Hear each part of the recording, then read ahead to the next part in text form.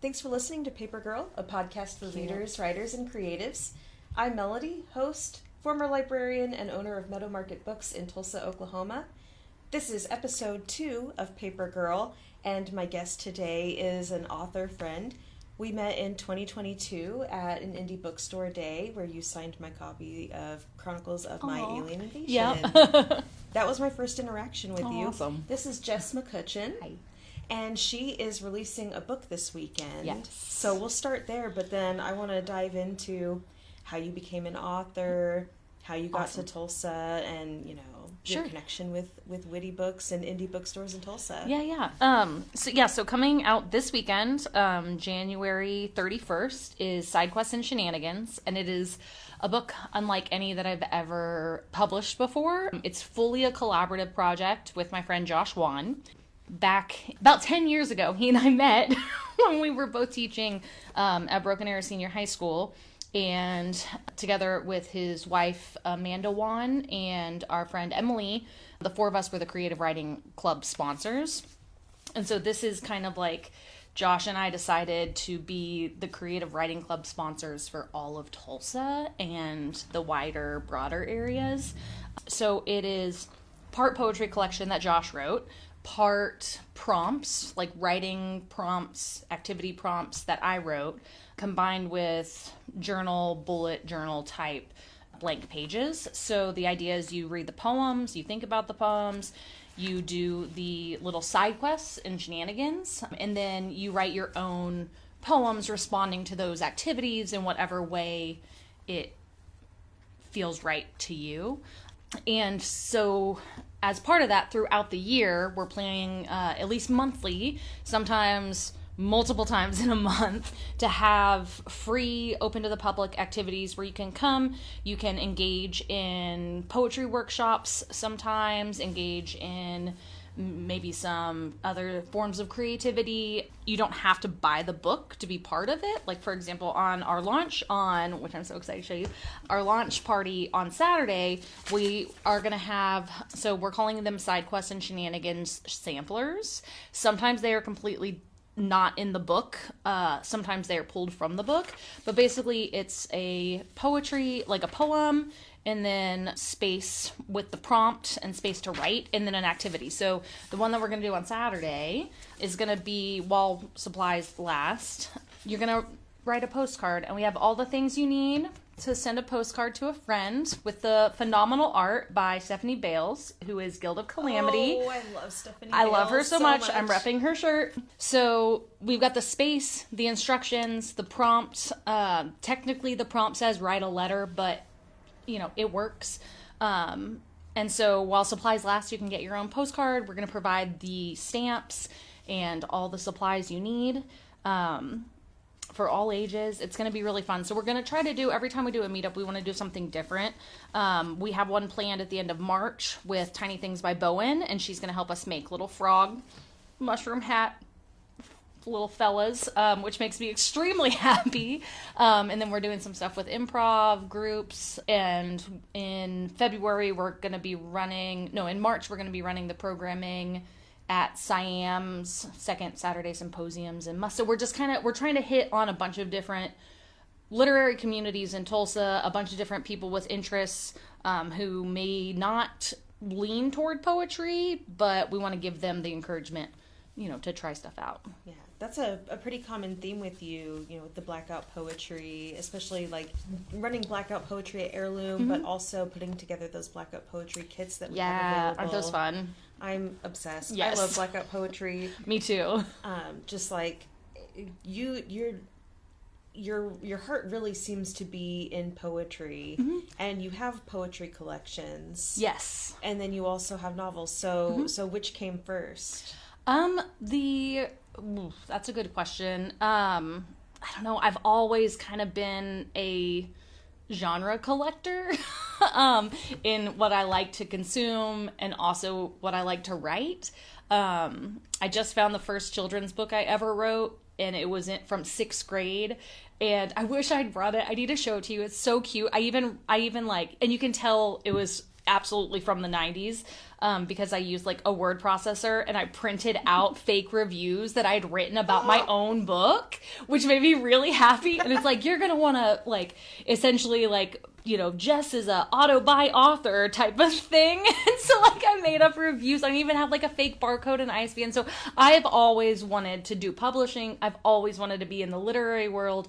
I've always in the back of my head thought, you know, maybe someday my book will be on a bookshelf in a library or in a bookshop. And so I didn't necessarily set out to be a poet. I did a ton of poetry in college, way more poetry in college than I did long form writing because I focused on literature for my major. But yeah, Chronicles came out because, you know, the pandemic hit and I was like, enough's enough. I'm writing a novel. And so I had Chuck, the character, in my head for a really long time, found a place for her, you know, and wrote the book. And so that went really well. And then, yeah, I really love doing collaborations with people. So 2 of the 3 poetry collections I already have out are with other authors. Because one was a set of poems that I wrote when I had postpartum depression and anxiety.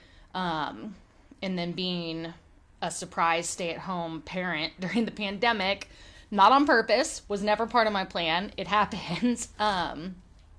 So having that sort of experience with homemaking and parenting, I was like, oh, well, what do other people think? And so I like to do stuff in groups. And yeah. So to answer your question, I just always books. I love that. And it is a hard question to answer. And like, I think back, I'm like, oh, well, you know, short stories maybe, but like, is that just a condition of the fact that you had to write short stories? Sure. Well, in school and short stories freak me out. Like, I love reading them. I love editing them. My partner and I, we do a short story night where people just come and they don't even read stories they wrote. We just hang out and read stories that we're like, hey, this was cool. Everyone should listen to it. But writing short stories is a different beast because the amount of like there's no wiggle room for like winding. It's even trickier in my opinion than poetry, because in poetry you don't necessarily have to have plot, setting, you know, it can be so focused on theme if you want to, or, you know, one little element or a symbol, whereas in short storytelling it's like you're doing all the stuff you're doing in a novel but in like 1,000 words, and I, as you can tell, am not short on words. So you're a world builder. I found that I wrote a submission for Bitter Become the Fields, and I was like, oh no, I'm not a short story writer. It's hard. I'm trying to build an entire world, and I don't have that many words to do it. Yeah. And so, like, you know, I finished writing it, and I was like, I don't love this, but okay. Good for you. Yeah, give it a shot. But yeah, it's hard. And I might try again sometime. But yeah, I don't know. It's difficult. So that's the one, I guess that's one of the genres I haven't gotten yet. It's like my Mewtwo Pokemon collection but genre. You're close. Editing an anthology of short stories is definitely like you've got your hand in it. In the short story world. Yes. So I love that. How did the anthologies come about? So when I first decided that I was going to go the indie publishing route rather than the quote-unquote traditional route, I had an author coach, Whitney Hill. She's a really phenomenal paranormal romance author from the Research Triangle in North Carolina. Anyway, she was my coach, and one of the things she talked about was how important it is to have relationships with the stakeholders in your community. So the majority of the books I sell, it's either hand to hand or at local bookshops. And you need to have that energy. Like, so much of writing is by yourself in a hole, focused on your computer, just like, you know, clawing your way out. And yeah, people have creative writing groups, and that's fantastic, but it's so in your head. And one thing that Whitney really encouraged me was like, hey, like, you're going to need people to do this.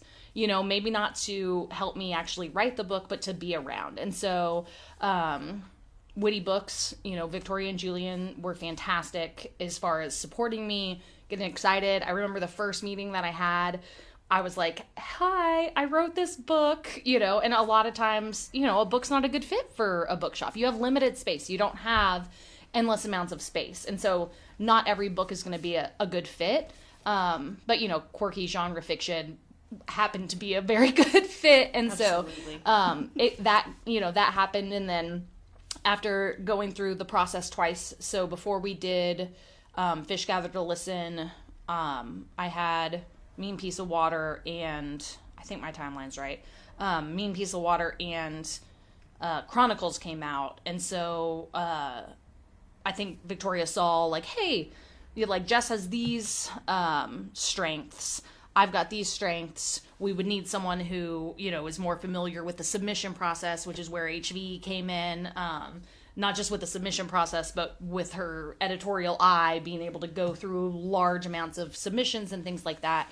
And so, yeah, the three of us kind of came together and were like, hey, should we do this? And we came up with a plan, and we have 2 books that I absolutely love. I wasn't into horror. So, like, I was a very hesitant horror reader. I barely read any. I was like, no, I don't like horror. It's not for me. I was definitely someone who had preconceived notions about what horror was in my head. We were at Ghoulish Book Fest, which is in San Antonio, through Ghoulish Books, which is a great indie publisher. And we were sitting, there was a extreme horror panel, and I was, you know, in the audience, and they asked what the scariest book you ever read was. And I leaned over to Victoria, and I was like, probably Fish Gather to Listen. And she was like, are you kidding me? Because I just didn't, I'll be honest, like, I just had never, you know, ever, like, I read Scary Stories to Tell in the Dark, and I was obsessed with ghosts when I was a child, but then, I don't know, somewhere along the line, I just kind of lost that interest. And those 2 anthologies, I was like, oh yeah, like, and, you know, and now I read tons of horror. And so it was, that was a really interesting part of it. And so obviously HV and Victoria had the horror knowledge. But I think that I, you know, was able to lend a different perspective. Like, hey, some grandmas might want to read this that aren't super into horror. What are they going to think? And so I love being able to point to certain stories, especially in like Bitter Become the Fields, where I'm like, yeah, this is like a very tender story. Sam Ryan's story, Psychopompus in Fish Gather to Listen, it's haunting and it's sad, and it's not what myself, you know, a few years ago and a lot of people think horror can be, you know.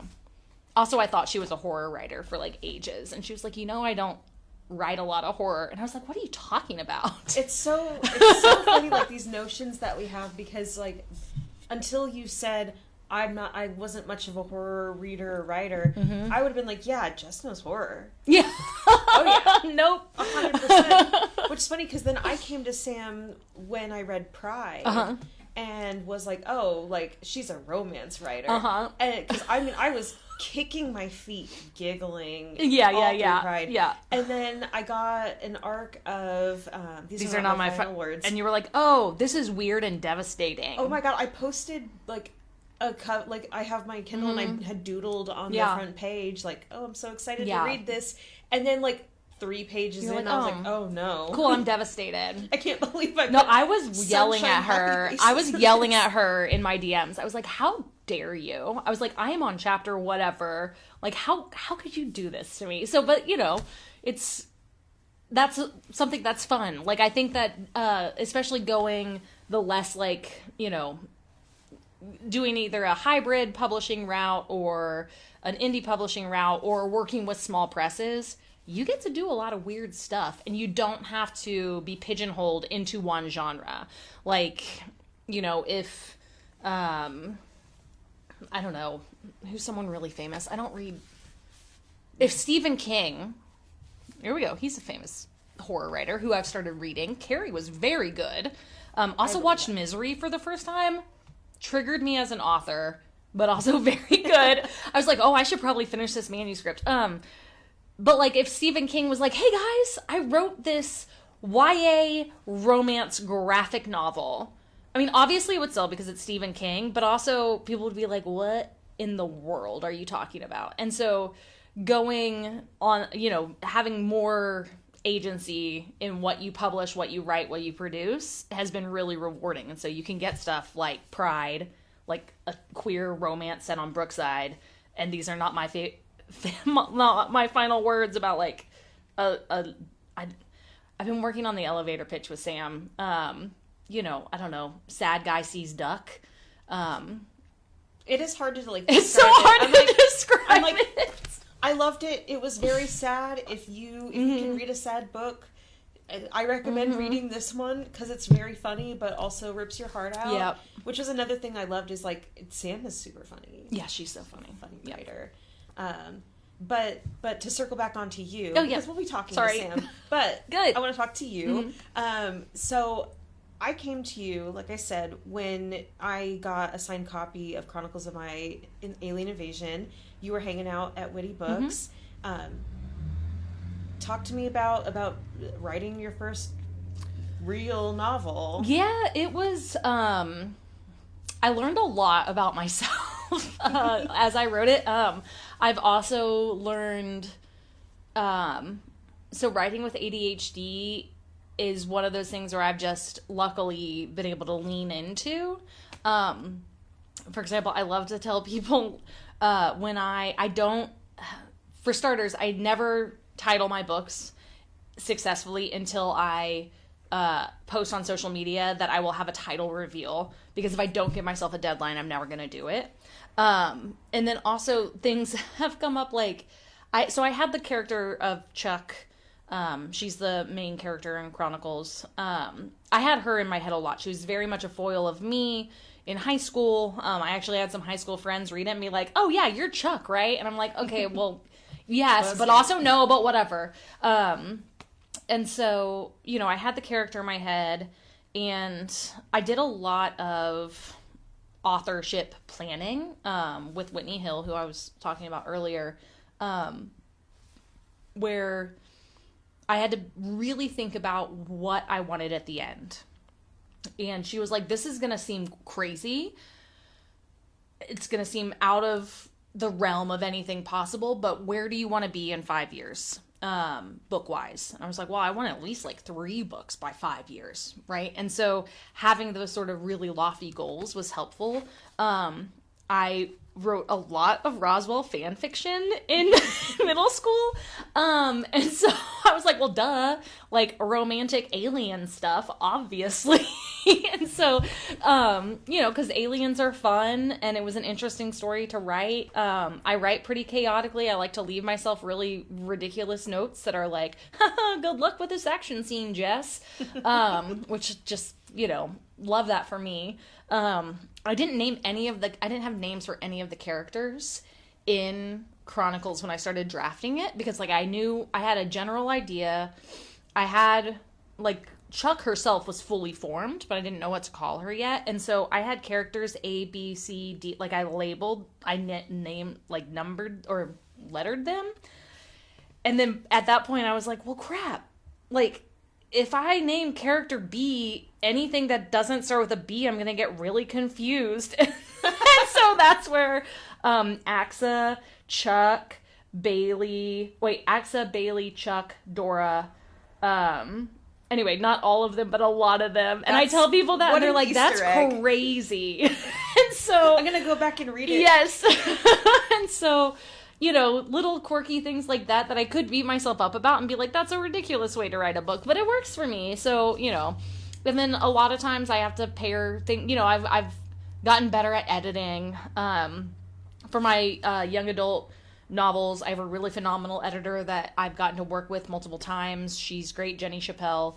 And she's someone who just like got my voice immediately, at least for the YA books. And so that's pretty helpful because I do like a developmental conversation with her before I write one. And she's like, you know, maybe like 7 points of view isn't a great idea. And I'm like, fine, 2, you know? So I've been really lucky along this way. But yeah, I basically was like, I'm going to do it. I want to see if I can write a full novel, and I want to see what happens. And I've got this plan, and I'm going to, go for it. And so back when it was not problematic, I did NaNoWriMo. For that first month, it was really fantastic. It helped me just like push through it. And that was before the pandemic, but it was after I'd had my son. And so I was like, I've got to get this done now, like clock's a ticking type of thing. And I'm really glad I did, because I love it. It's really fun. A delight. And then, so give me the timeline between Chronicles and Jean Harlow. Did you hit that 3 books in 5 years? Oh yeah. Yes. No, I Yes. blasted past that. So, I think Chronicles came out in 22, and then Jean Harlow came out that same year in December. So Chronicles came out early.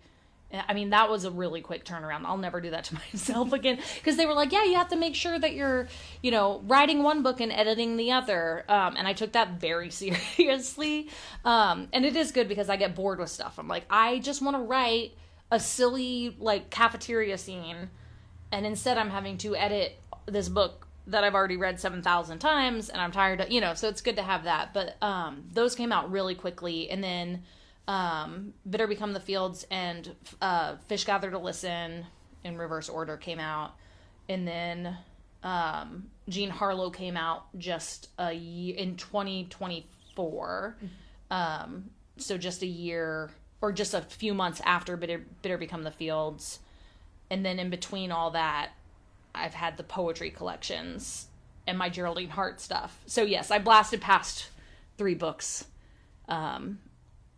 very quickly. That's a hyperfixation. Yeah. I feel it. No, I love it. And I was like, oh, well, and I like to do things in 3s. So like I did my 3 YA books. I did my 2 collaborative poetry collections, and I've got a 3rd one lined up. This one doesn't count. This is different. But this is going to be this is going to lead into another project in 2027, because people who write for Sidequests and Shenanigans are going to be able to start submitting their own poetry for those prompts starting in the middle of the year. So starting in, I'm going to give myself probably until, I'd say, July. And then anyone who's following my newsletter and social media will know, hey, submissions are going to be open. And so the idea is for it to become a collaborative community poetry collection. It's one of those things where it's like, I'm not, I'm going to apply for some grants and hopefully get some funding for it. But I love the idea of making publication of poetry accessible to people who might not even think it's possible. I think everybody has something that's worth saying and worth listening to and worth sharing. I tell this to my students all the time. It takes a lot of bravery and courage to be creative, especially out loud and in a group of people.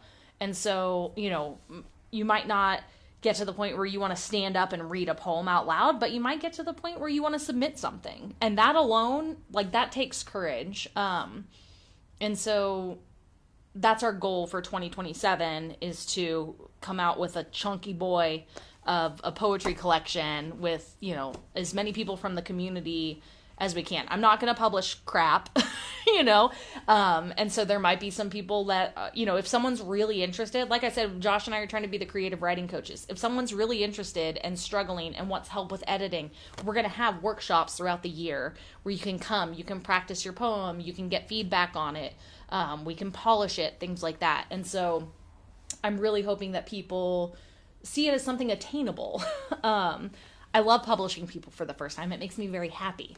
I also love publishing people who have been published a bunch of times and are interested in whatever project I'm working on. That's cool too. So yeah, you're like a balance between like being the site of like that kind of magic, which I feel like anytime an author comes in and is like, will you carry my book? And I'm like, yeah, sure. Yeah. They're like taking pictures of it on the shelf, and I'm like, you know what? I get it, because when I put my stuff on It's here, awesome. and I was like, damn, that feels really good. It feels really good. It feels so, it's very, I don't know, it's really awesome. And as an author, it makes you feel like validated and seen. And, I always say, my bucket list my goal, every time I go to Gardner's, I check the young adult section because I'm like, someday one of my books is going to make it up here. I know. So I'm always Get it like, through its circle of yes. life.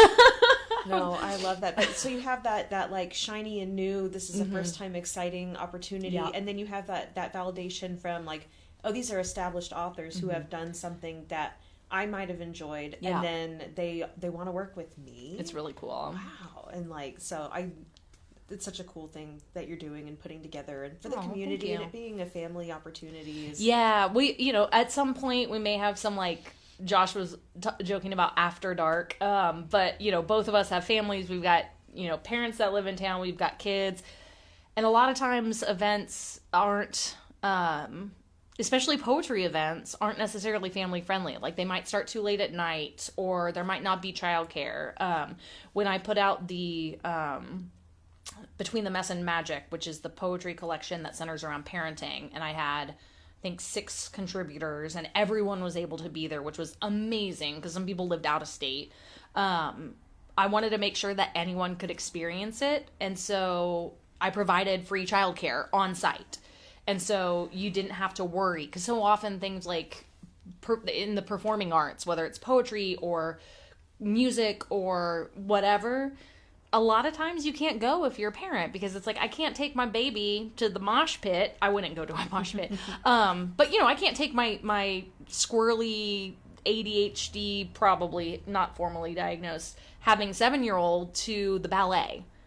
Maybe if it was in the middle of the day at like a child-friendly matinee. But that's so specific. And so having more opportunities for people. Also, Stephanie made a coloring sheet out of the cover so we can have it there for kids to color, and I'm dying. And so, so we're trying to make it family friendly. We may have some like nighttime things later, I don't know, but we want to have it as accessible for people as possible. So it's gonna pretty much always be free if we can. Obviously when we invite an artist like Sarah Bowen with Tiny Things by Bowen, there's gonna be a fee, a regular ticket like you would for any event.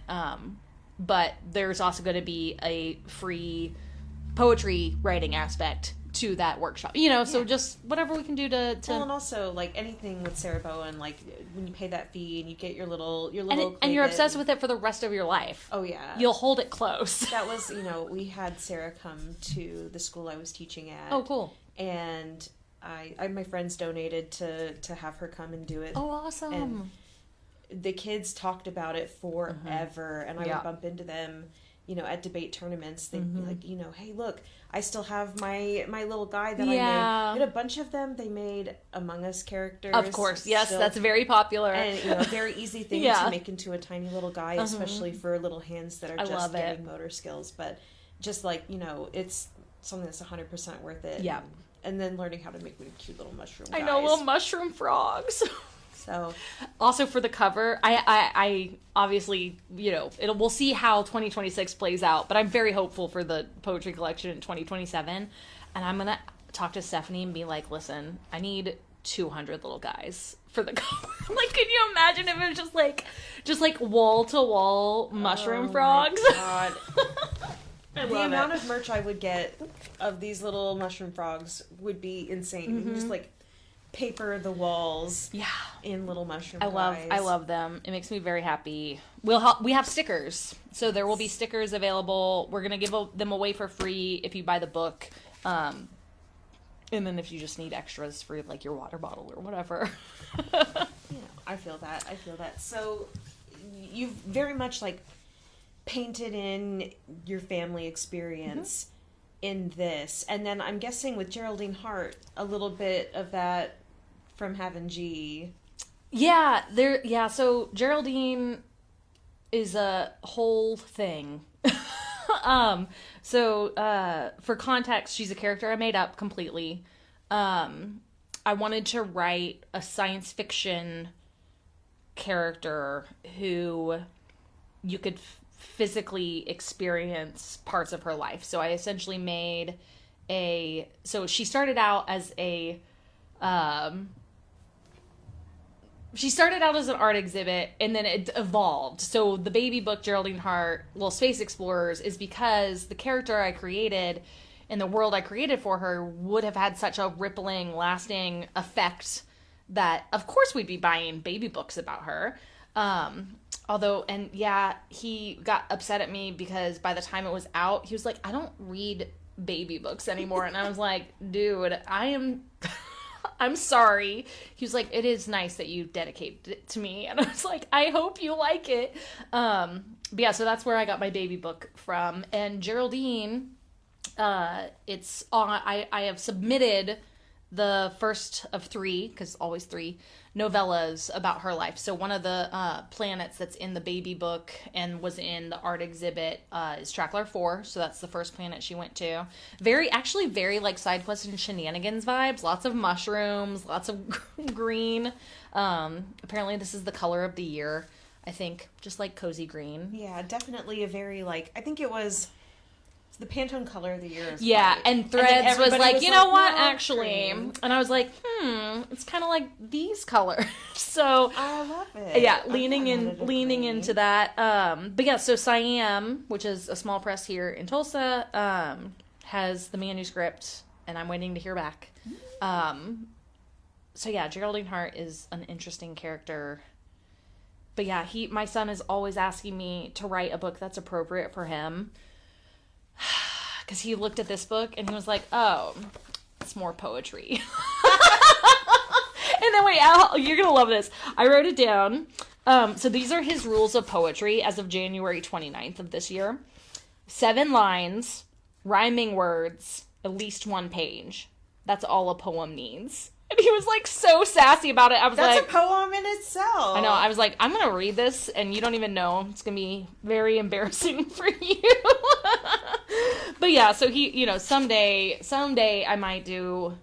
Graphic novels are hard. So that was something that I was like, oh, maybe I'll venture into that. But I went to a symposium at Must that Siam put on that Carl Antonowitz and 2 other folks, Stevie, I'm blanking on their names, but anyway, they're all published graphic novelists or, comic book creators.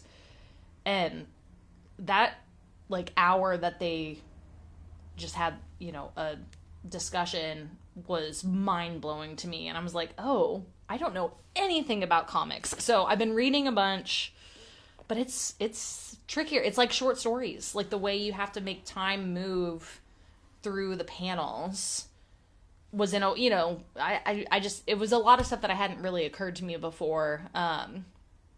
Kiddo would love it if I wrote graphic novels, but I don't know.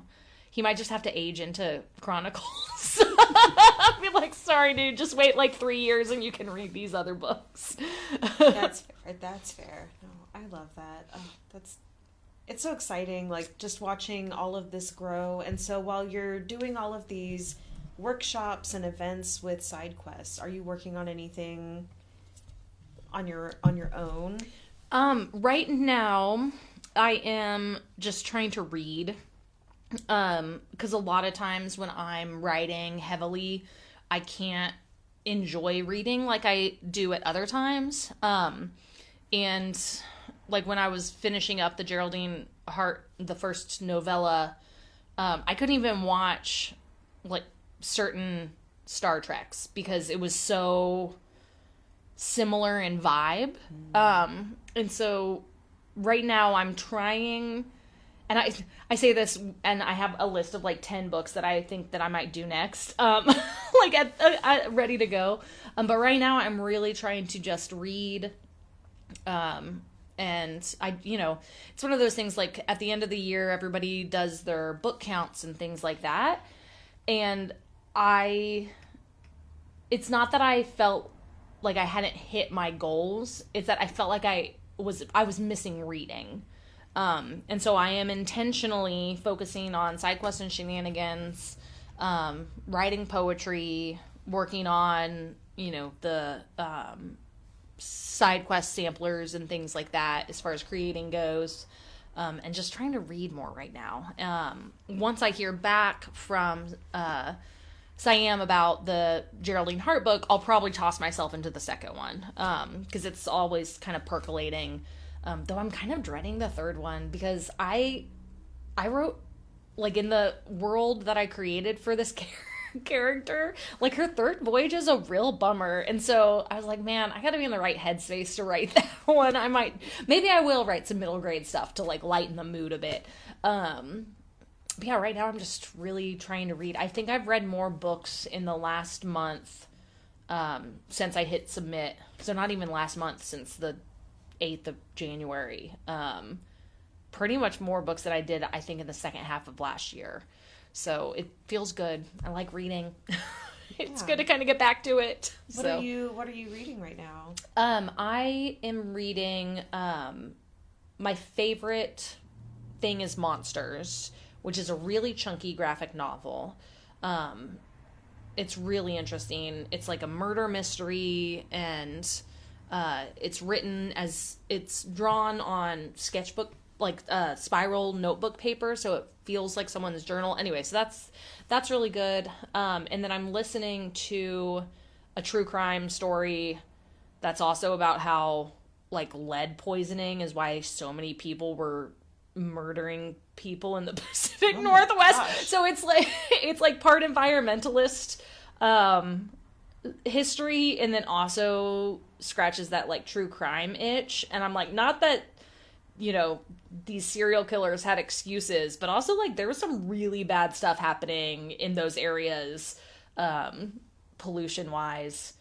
And then I feel like there's a third book. Oh yeah, and then I'm reading Paper Girls. Have you ever read that? Yes. Yes, Oh, I've read Brian Vaughan. Yeah, Yes. I read Saga and most of Why the Last Man. Yeah, I had to read Paper Girls after I finished. I had caught up to Saga in 2020, and they were still on their hiatus. Yes. And so I was like, well, what else Brian Vaughan can I get? No, I used Hoopla with the library. Yeah. And over the snowstorm, I read the first 5 volumes, and so I think I only have 1 left. And so I've been plowing through that. It's been really good. So yeah, and then I also really recently finished Lone Woman or Lone Women by Victor Lavelle. I'm gonna say his name wrong, but it's a horror, because I've branched out. Also, shout out Tina. It's a horror story set in, like, the late 1800s, Wisconsin and Minnesota, where women could get land for themselves. And so it's, you know, part monster book, part, feminism, rugged outdoorsman, like Lonesome Dove, but with more lesbians. It's great. I love that. No, I somehow have not read a Grady Hendrix book. But somebody What are you going to read? Which one are you? They brought Witchcraft for Wayward Girls. Okay, yep. And so I was like, ooh, before this hits the used bookshelf, I'm going to use it one more time. Hooked. So good. Obsessed. I haven't read all of his books, but I've read, the ones I've read are just fantastic. He's someone who writes women really well, and, like, a lot of men don't. And I got to see him. Magic City brought him in, and I got to go, and it was like a lecture sermon. I mean, it was absolutely mind blowing, and he's very cool. Yeah, that's a good one. I loved My Best Friend's Exorcism. That was one of the first, like, horror we've got books that that I sitting read on a shelf at home, and I'm like, ooh, I think he got it. I think Jared got that at a Witty Book Swap. Oh, probably. Yeah. And so he dug in and he loved it. So Yeah, I'm like, really good. I guess it's now my turn. Well, and he's funny. It's nice because it's like, you know, that page-turny aspect, but also it's funny and interesting and feminist, and, you know, I like his stuff. I love it. And you mentioned Tina. Uh-huh. And so I wanted to talk a little bit about No Maidens. Yeah. Because we have No Maidens Blackout Poetry Kits. Yes. So No Maidens started because I wanted to start vending more, basically, slinging books. And Tina has been a phenomenal supporter of all things literary and arts in Tulsa. And she was starting Dust Bowl Dreams, which is her queer zine for people that are connected to Oklahoma, but it's anything you can imagine. Really fantastic stuff. And and we decided that we would start vending together because she's got some chronic illness and I didn't have any experience vending at markets. I didn't know how to apply for them or what kind of setups you needed, things like that. And we just like doing it together because it's more fun than when you're just completely by yourself. Both practically, because then you can be like, hey, I'm going to go wander around and spend too much money, and just like as a friend thing. And so we decided to branch out and invite other artist friends to vend with us. So Sam Ryan, who we said, Sam, take a drink. No, she is an example of someone who only has a handful of books and also is often working. And so it's like, yeah, I'll stock some of your books, and if I can sell some, that's great. Same with Carl Antonowitz, who I mentioned earlier. And so, having art by other people who might not be able to vend because of accessibility issues or because of timing or just because of life has been really helpful. We're going to do some pivoting this month because it was, last year was our first year trying it out, and we want to keep going. But yeah, if you're interested in vending in Tulsa with somebody, hit us up. Because, people who do the full-time art market hustle, it's a lot of work. And there are a lot of ups and downs, and so having people to do it with makes it a lot easier. Having someone that's like, oh yeah, I've got the tent, things like that has been really helpful. I believe that was a huge lesson when I did the Magic City Author Fair, and I know Sam was at that too, and we were both like, that was a long day. Yes, that's and a really long day. Is hard. Yeah, that's a long that event is really long. I couldn't do it. It's too long. I had the benefit of sitting sharing a table space with K.L. Jones, who does this really awesome dark fantasy. Oh, cool. And so we watched the table for each other. So we'd go grab a coffee or hit the restroom or wander tables, and so I got a copy of Pride signed because I won an audiobook copy of it. Oh, but I was cool. like, but I want the shelf trophy, and then I ended up just reading the book. Nice. So. Yeah. but no, I love this whole. I was really anxious to get you on first, partially because Sidequests is coming out. So I wanted to make sure, which I appreciate, had an episode ready to go. Yes. But also because I think that you really embody what has made the first month of the store so successful, which is like that we don't do this alone, and that you're out here collaborating with other authors and working together with other artists to empower everybody, and you're creating these spaces for people to come together and create. And so has that been an all the time thing, or was that? It's as often as I can. Working together has been really fantastic. Even at events where I don't sell a lot of books, I still meet a lot of cool people. And as an author, every book sale and every person who asks for you to sign their book, you remember, and it matters, and it's a specific feeling. And so, as soon as we saw that you all were opening a bookshop, it was like, oh my gosh, yeah, are we going to support people who have supported us? Absolutely. And it's not just because it's not a... I never assumed, because it'd be crazy to assume this, that you had been supporting local authors and local businesses and local bookshops so much for the last years since I've known you, because you're like, oh, someday I'm going to open up a bookshop and then they'll owe me. That's not how it works, right? And so instead it was just oh, yes, this special person and her special partner are doing this special thing in a town that needs more local bookshops, And so it made sense. And it was like, all right, let's circle the wagons. We got to get this thing going. It's really shown. Everybody who comes in here that recognizes a book on the local author shelf. It's awesome. Or who recommends a local author. I have people who come in hey, my friend sent me your Instagram and that you carry local authors, and will you carry mine? And it's this is it, you're right, it wasn't at all what we thought we were going to be doing. Sure.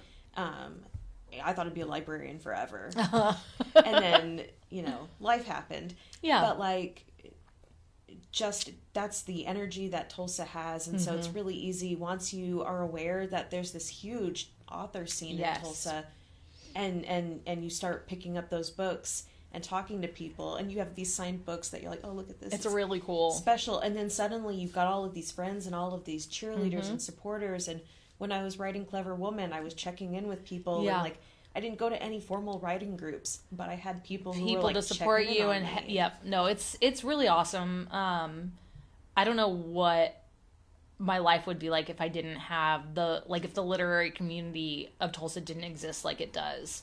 And that's part of the, fun thing about the Sidequests and Shenanigans project is it's getting Josh and myself out of, the bubbles that we might be in and branching out. There are writing groups like Saturday Scribes who are established and organized, and they are like cooking, as the kids would say. I've also been watching a lot of MasterChef. It's phenomenal seeing this nurturing environment for authors. And so doing this it's nice because it forces me, granted it's something that I assigned myself, but this project it's encouraging me to continue to go out and to seek those spaces. And like we're doing the homegrown poetry at Inheritance Juicery, and I've been there twice before over a couple of years, but I'm excited to go back because those are people that have supported me a bunch. Siam is doing really cool stuff. You guys are doing really cool stuff. We're wanting to get out into Tulsa even more than we have been. Also, I'm kind of just bullying Josh into getting out and about more because, sometimes you have those friends who it's like, dude, you're a people person. Come, do weird poetry stuff with me. It'll be great. Bring the family. Yes. Especially dragging them all from the south. Yeah, all the way down south in Bixby. Foreign country of We are Bixby. looking, if anybody's listening, we want to do more events down south. I always joke about how if I've gone south of 41st Street, I've gone too far. But yeah, so, we want to spread out. If you have a creative writing group, if you have, whatever kind of group you've got that might be interested, let us know, because we'd love to sorry, I didn't mean to sigh about leaving Midtown. You're so ready for that. I'm ready to leave Midtown and see what else is going, Yes, because there's a lot going on. I love the whole soba thing. Oh my gosh. It's so funny. I've been following them on social media and the zine. There's some quirky stuff going on in other parts of Tulsa, so I am willing to branch out. I think they'd love to hear that. I'm friends with the guy who runs the soba Oh, Instagram, awesome. I love it. Which is how he it's ended up so with the funny. scene. No, we went and got coffee at Heirloom a couple of months ago when the farmers market at Soba happened. And I was just kind of tired. We had a new puppy and things had been kind of crazy. I think it was a week after I had gotten this tattoo, so I was still kind of tattoo flu. Yeah. And he was like, yeah, we're going to go check out the Soba farmers market. And I heard Sobo, and I was like, oh, I guess Sobo's doing something. And then we got our coffee, and we got back in the car, and I was like, what are we doing? Sobo. He gets on the highway. I'm like, where are we going? Are you taking me? To Soba. And I'm like, wait, you mean the vacant lot district? Yes, I love it. And I was like, are we getting pranked? Is this real? And we roll up, and there they are in their folding table. No, I love it. A small Reese's bag of carrots and grapes. I love it. It was a really, really good time. We had another one of our friends came to it, and he had brought his sisters who were in town visiting. You got to check this out. Well, you guys are in town. And then he was like, oh my god, I thought it was a real thing. And so he kind of put them back. It was, they filmed a sketch for their sketch group with it. But then that friend did bring his sisters to the shop, and they were like, okay, so the shop is real. The shop is real. Yeah. Oh, that's so fun. Another prank.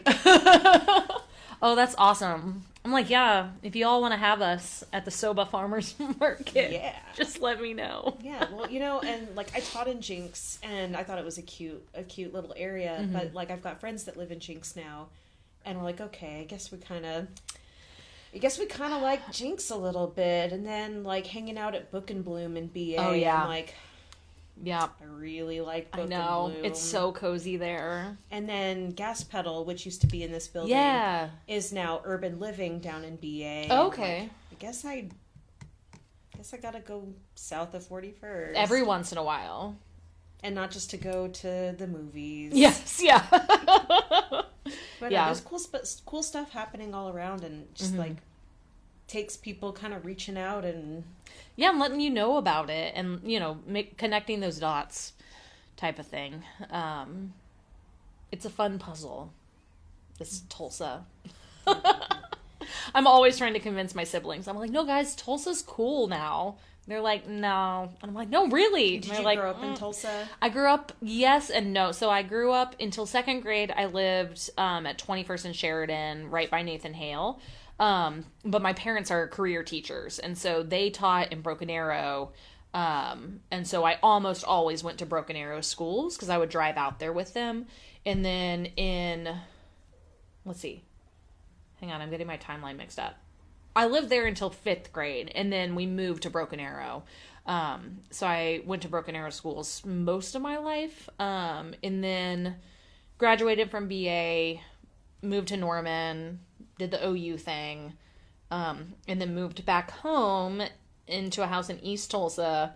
And at one point, mid-pandemic, I'm like stuck at home with my kiddo, which, was the right thing to do, blah, blah, blah.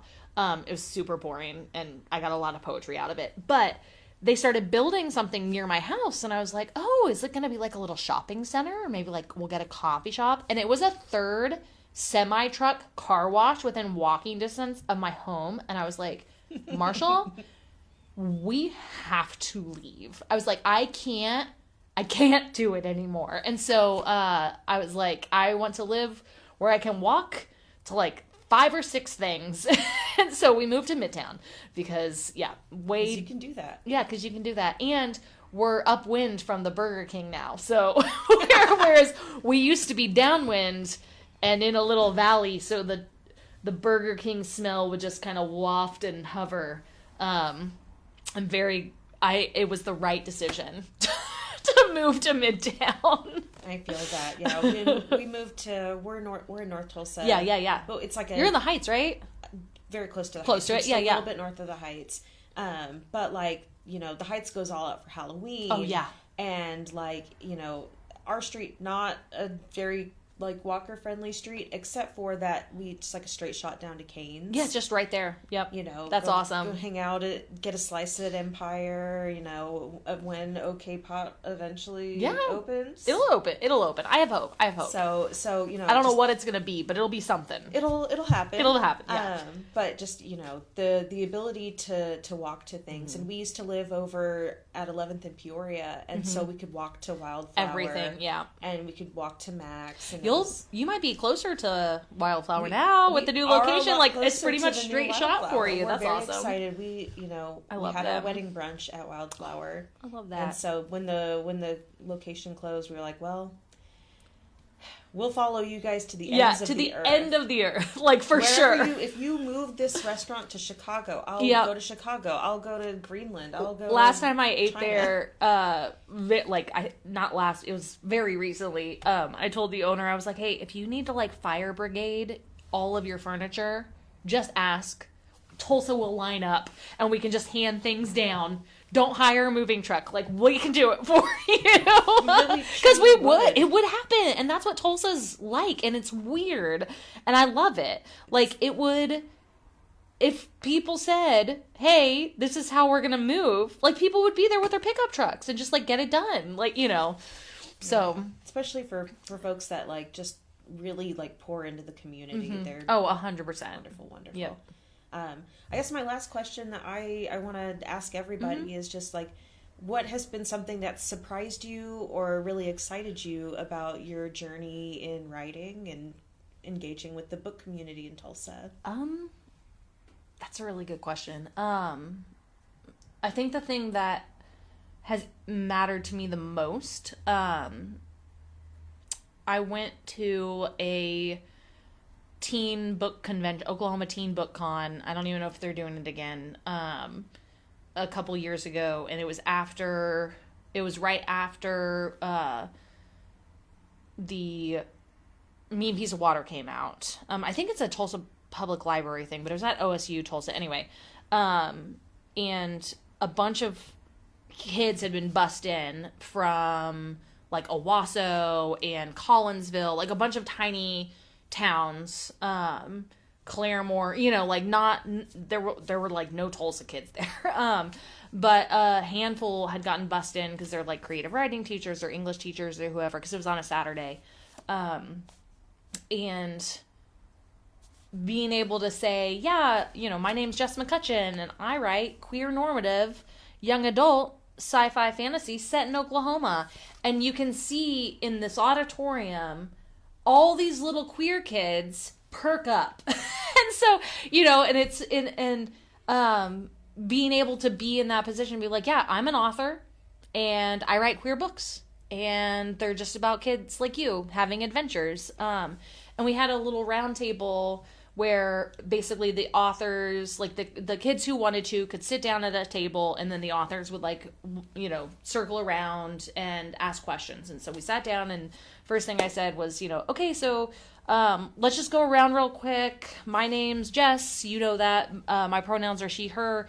Just give me your names and pronouns. I taught middle school. I'm pretty quick with names when we're in the same room.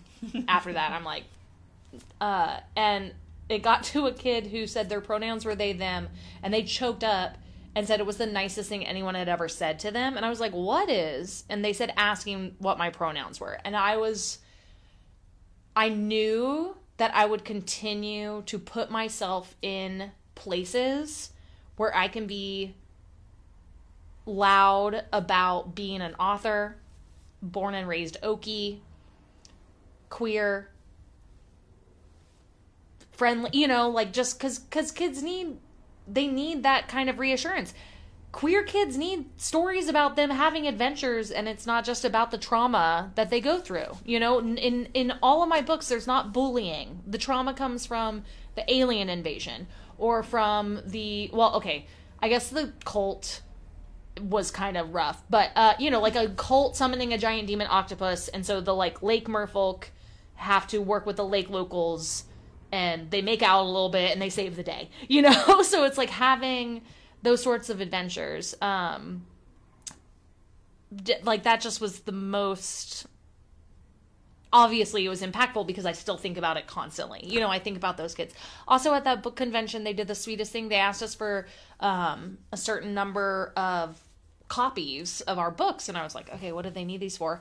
One of the things they did was they had any kids who wanted to, there was a space where they could sign the books for the authors, and it's my most, I know, and it is my most treasured copy of my book because there are all these little notes, and kids made drawings for me and stuck them in there, and they just said thank you so much, and that was awesome. That was really fantastic. And so any chance I get to spread the word that your story's worth telling, stories with you reflected are worth reading and worth writing, I'll just, keep doing that forever.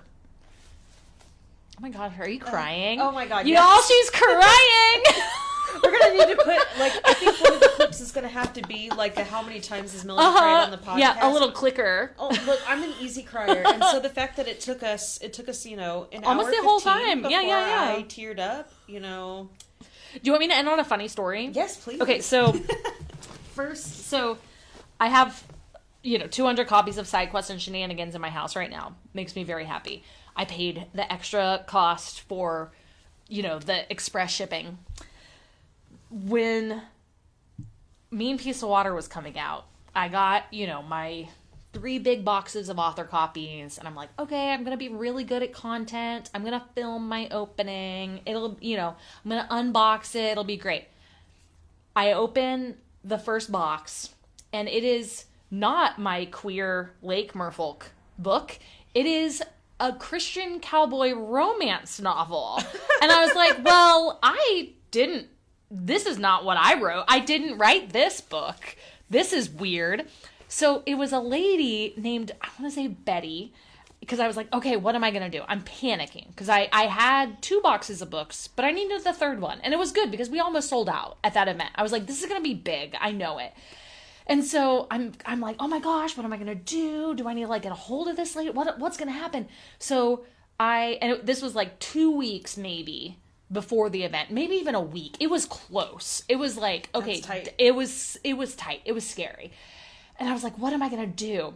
So bless her heart, this woman from middle of nowhere, Kansas, had her home phone number, landline, on her author website. Ugh. So I'm like, I'm just going to do it. I'm going to be brave. I'm an elder millennial. I don't make phone calls. And I was like, I'm going to give her a call. So I call her and I'm like, hi, this might seem weird, but do you happen to have a box of mermaid books? She's like, I don't think so. And I was like, well, I've got a whole box of these. And she's like, oh my gosh.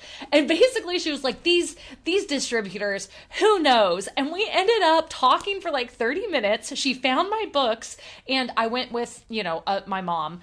We met halfway outside of like Topeka and had barbecue and exchanged our books. And she told me all about her journey with publishing and how she was someone who got caught up in a vanity press at some point. And it's like fishing, but for people who want to write books type of thing. And so anyway, we had this great meal, great conversation. We swapped books. And yeah, it all worked out because, the literary community does what they can. And she was like, you're going to just let them know you got the wrong books. You're not going to tell them that we met up. So I got some free books. Yes. They replaced it. Don't come for me. It's the statute of limitations on those books. I think has ended up. Anyway, you get it. Some weird stuff happens and it's fun. And I love it. So what a treat. I love that. I can't thank you enough for all of your support and for being our first not Melodie and Jared guest. Yeah. And kicking things off. Anybody who's fortunate enough to catch the podcast before the event, come hang out with us at Heirloom. We'll be selling Sidequests and Shenanigans and writing super cute postcards. Yes. And come get some stickers. It's going to be a really fun time. Heirloom's such a great place to do literally anything, yes. But especially anything literary. It's a good spot. It's very inspiring and super kid-friendly. Yes. Unfortunately, and dog-friendly. Yes, and dog-friendly. The weather's not going to be as great as I would love. But we'll be indoors, so yeah. And come cozy up. I believe Old Dog will be doing some dinner service. I think so. Yes, they're doing lunch tomorrow. And then dinner service on Saturday. Yeah, so which is good. It's going to be a good time. Yeah. Well, thank you so much, Thanks Jess. for having me. Thank you so much for listening to Paper Girl Podcast. Our next guest is going to be Samantha Ryan, talking all about her phenomenal books. We can't wait to share it with you. Have a great day.